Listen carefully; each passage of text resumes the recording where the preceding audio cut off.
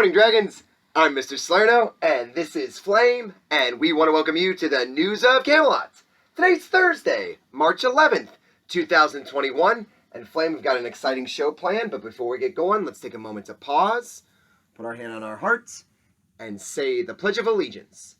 I pledge allegiance to the flag of the United States of America, and to the republic for which it stands, one nation, under God, indivisible, with liberty and justice for all.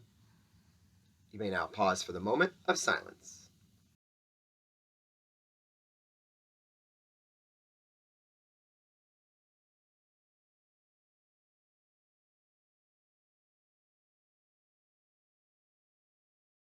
Thanks, dragons, and Flame, the sun is going to rise today at 6:26 in the morning, and it's going to set at 6:12. And last Thursday, dragons, you might remember that we featured a book, right, Flame? And it was called The Snail and the Whale.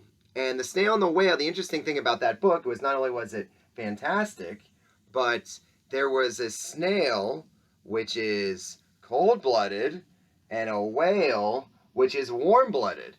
And then Flame and I were chitter-chattering about how March is very unique with the weather, where some days it's very cold, or we have to wear our winter clothes, and some days, like yesterday, it's really warm outside. And we thought, let's take the next few Thursdays and do some cold-blooded versus warm-blooded animals, right? Because you have lots of friends, some are cold-blooded, some are warm-blooded, and we settled on today's being a cold-blooded animal day. Now, cold-blooded animals means that those animals, their body temperatures are a reflection of how warm or cold it is outside. So if it gets hot out, their temperature goes up, their internal temperature goes up.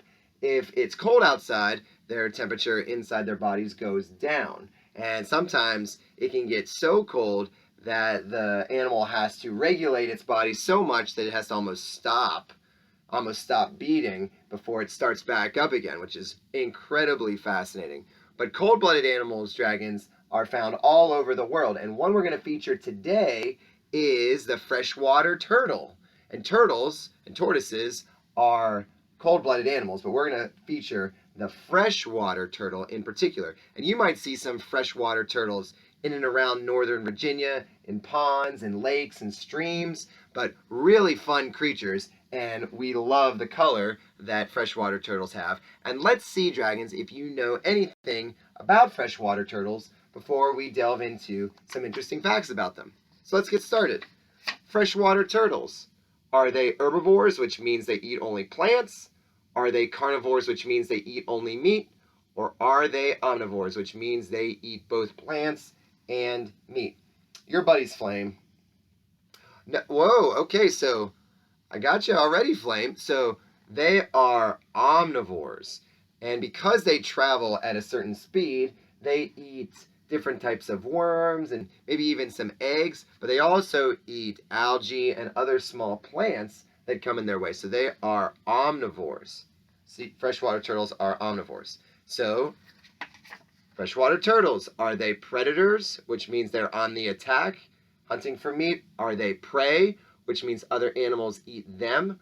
Or are they both, which means they're both predator and prey? Yeah, in a lot of ways they are both. They're certainly not attacking big animals, but in a way they are both. And they are often prey, and different birds and other wildlife will try to eat freshwater turtles and other tortoises. But what do you think they have that helps them stay protected a lot of the times? Think about what they might have, right? Yep, I won't tell them. Let's see if they know. So now, freshwater turtles and other turtles, there are different eggs that are hatched, or probably that are laid and then hatched. And who is responsible for making sure that the nests are built to hatch the eggs, to lay the eggs and hatch the eggs? Are male turtles responsible for this? Are female turtles responsible for this? Or are both male and female turtles responsible for this? So if you think of how turtles have eggs, who's in charge of building the nest and then making sure the eggs are safely deposited? That's right, female turtles. And that's not a nest like you might think of with birds, but it's on the ground. They might dig a hole or get close to a water source, so then when the turtles hatch, they are close to the water and they can get into the pond or the lake. Now, dragons, turtles, not only freshwater sea turtles, but just turtles in general. Are we least concerned about their population, which means there are plenty of them? Are they threatened, which means that their numbers are going down? Or are they endangered, which means that we are close to losing them? What do you think, Flame? It is a tricky question. It is a tricky question because freshwater turtles are threatened. Many turtle species are endangered, and not only endangered, but critically endangered. Green sea turtles and other types of land tortoises, there's only so many of them left, and there are strong efforts being put forward to make sure that they are protected much more than they have been. They can bring their necks in, they can stick them out. Some turtles actually have shells that close, that get a little closer and closer, so that if something wanted to claw inside to get the turtle, that it couldn't. It would run into trouble and maybe have a turtle snap at them. Now, turtles, dragons, they're not, the fastest creature, but they're also not very slow. They're adaptable to make sure that they carry their home with them with their shell, but they have to move with their strong legs and their strong swimming abilities when they get inside of ponds and rivers and lakes. Dun, dun, dun. It's time for the birthday box. Flame, feeling good about today. Today being the 11th, so let's see what we have here. All right, let's hear it for Victoria Espinosa Gomez in 4th grade. Happy birthday to you, Victoria. 1 birthday today, Flame. Okay, we'll take it. So now the mail. Now the mailbox, Flame, is jammed. It is jammed, and we start with this. Look at this neat little letter that came in the mailbox. This is from Max D in Miss Juan's class. It says, my favorite book is The Snowman. All right. Now, remember, it is National Book Month. We want to make sure that we read our books. And here's Max telling us that his favorite book is The Snowman. And even on a beautiful day, we can enjoy the snow. When it's warm outside, snow is still in the forecast. All right, so now we have this card. Look at this. Here's a cool card, and it says, open it up.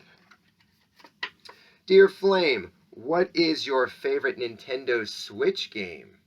My favorite is Zelda, from Joe Goldberg in kindergarten. I think we mentioned this before. There's a Mario game you like. I never remember what it is, but you seem to like it. You play it every now and again. Joe, thanks for the very fun letter. All right, here it says, Dear Flame, I can solve the Rubik's Cube too. My record is 33 seconds, but the world record is 3 seconds. 3 seconds. Wow, let's count to 3 and see how long that might take someone to do a Rubik's Cube. Ready? Go. There's no way someone can do it that fast. That's incredible. Wow. Thank you, Muhammad Fassi in 4th grade. All right, so here we go. Dear Flame, please take a look at the pictures I drew of you as Among Us characters and notes that I wrote. I hope you like them. From Micah in 2nd grade. Well, these are really nice. Thanks, Micah, and thanks for taking the time to draw such cool pictures. Dear Flame, I want to know why you like school. I love school because of how nice and sweet the teachers are. Why do you like school? Love, Elodie Guetta in 3rd grade. Elodie, there are so many reasons to like school. It's almost like we should make a top 10 list of why we like school so much. And in fact, we just might do that. Why don't we say, let's do that, Dragon. So when all of the students are eligible to come back into the building, which is next week, let's make a top 10 list of things that we like about Camelot. And then we'll invite some of our dragons to participate in maybe something that's one of their top moments or one of their favorite things about school, either now or things that they've had in the past. We'd love to hear from you with that regard. And Elodie, way to spark that idea. Tomorrow, Dragons, special announcement. We're going to gather some things as a school. We hope that you get excited about that. And we look forward to sharing that information with you tomorrow. So, on behalf of Flame, I'm Mr. Salerno. We hope you have an awesome day today, Dragons. And we can't wait to see you tomorrow. Thanks, everyone.